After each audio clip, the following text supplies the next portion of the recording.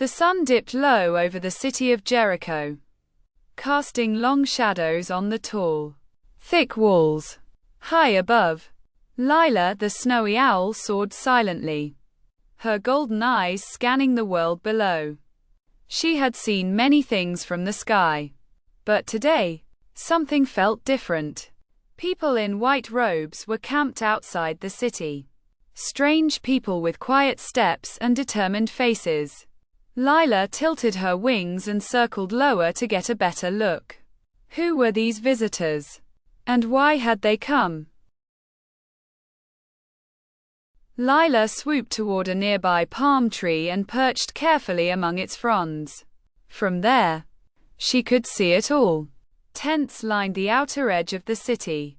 Men, women, and children moved with purpose, whispering prayers and sharing meals. But what caught Lyla's attention the most was their silence. No one shouted. No one sang songs of war. They were waiting. But for what? She blinked and watched as their leader, a man named Joshua, stepped forward. He was speaking to a group of priests and soldiers. The next morning, Lyla awoke to the sound of footsteps. Not rushed or loud, but steady. She leaped into the sky and spotted something curious. The people were marching, not attacking. They walked in a single line around the walls of Jericho. At the front were 7 priests blowing long, curved horns called ram's horns. Behind them, soldiers marched in silence. Lyla flapped quietly, circling above them. All day, they walked around the city once, then returned to their camp. Not a word was spoken. Lyla blinked, puzzled. Why would they march like that without fighting? The people of Jericho were watching too, from behind their great stone walls. Some laughed, some looked nervous. Lyla returned to her perch in the palm tree and thought, the Israelites must be obeying someone. Maybe God. She had heard of the God of Israel before. Was he guiding them? She tucked her head under her wing, unsure what the next day would bring. Day 2 came, and the same thing happened. The people rose early and marched around the city once, horns blowing but no voices shouting. Lyla followed them again, her wings catching the morning breeze. She saw children walking with their families, and priests holding the sacred ark high.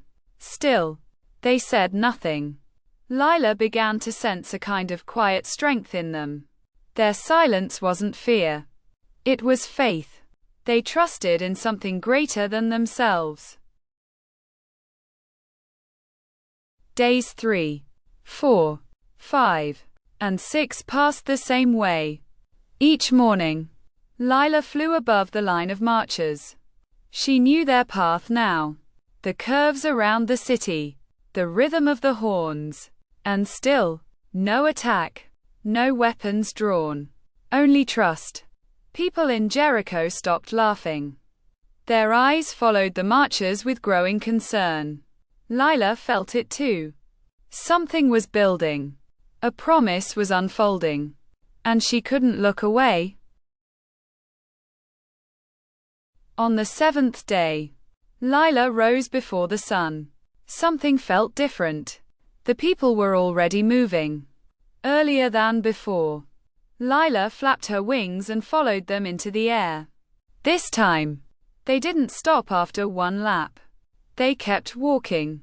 Once, twice, 3 times. The horns never stopped. Lyla's heart beat faster.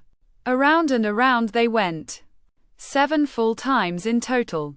Then, at the 7th lap, Joshua raised his hand. Lyla held her breath. Joshua shouted.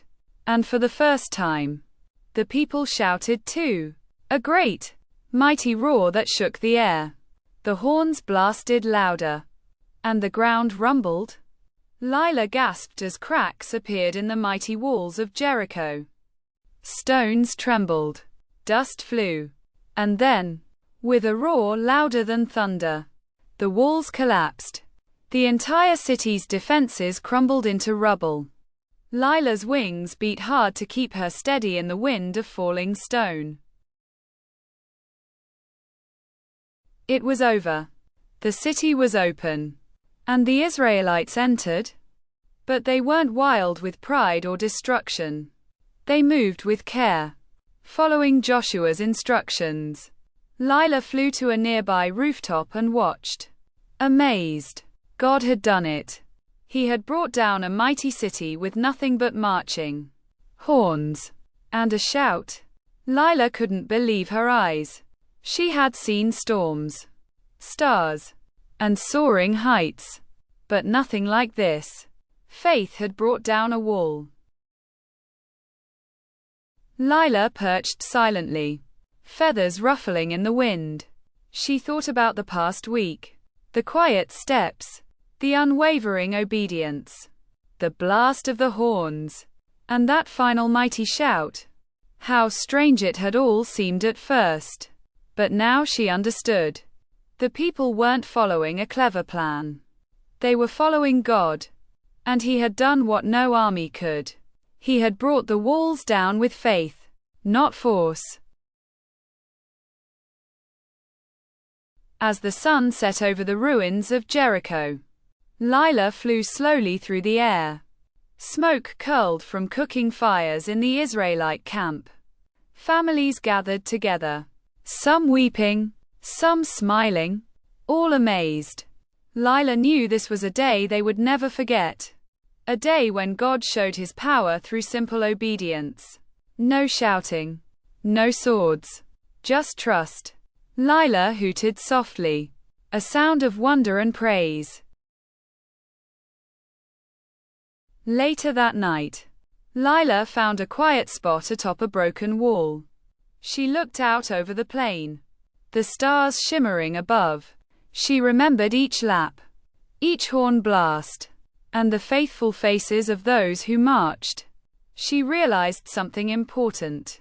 Sometimes the greatest strength is shown not in fighting, but in waiting, trusting, and obeying, even when the plan doesn't make sense. The next morning, Lyla flew past the edge of the Israelite camp. Children were gathering manna. Parents were tending fires. And the priests carefully carried the Ark of the Covenant. Life was moving forward. But the memory of Jericho would stay with them. And with her? Forever. She had seen a miracle with her own eyes. Lyla soared high, catching a breeze that lifted her above the camp. From this height, she could see the path the people had marched. It looked like a ring around the broken city, a symbol of patience, of promise, and of God's mighty hand. She hooted joyfully and spun once in the sky, celebrating what God had done. A few days later, Lyla flew over other towns and villages. The people there had heard what happened in Jericho. Fear and awe filled their hearts. No one had ever seen walls fall like that. Lyla felt proud, not of her own wings, but of the people she had watched. Their faith had stirred the heavens. As time went on, Lyla often returned to the ruins of Jericho. Grass grew between the stones, and flowers sprouted where fear once lived. She perched quietly, thinking of the lesson she had learned. When you trust and obey God, even the biggest walls can fall. And sometimes, the quietest voices carry the loudest faith. One afternoon, Lyla spotted a group of young owlets learning to fly. She joined them, gliding and swooping gently, her wings sure and steady. They asked her to tell a story, and she chose this one, the one about silence, marching, and a wall that couldn't stand against God's power. They listened with wide eyes, amazed.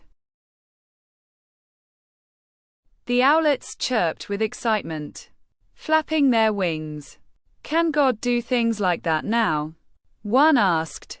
Lyla smiled. Yes, she said. He still moves mountains and topples walls. But he often asks us to trust him first, even when we don't understand his plan. The young owls nodded, filled with hope. That night, Lyla returned to her favorite perch on the edge of the ruined city. The moon glowed overhead, casting silver light on the land below. She thought about the people, the journey, and the faith that had moved an entire city. She whispered, "Thank you, God, for letting me see your power and your goodness." The stars twinkled in the sky as Lyla tucked her head under her wing. She had found something deeper than wonder. She had found wisdom. Obedience might look simple, but in God's hands, it could change the world.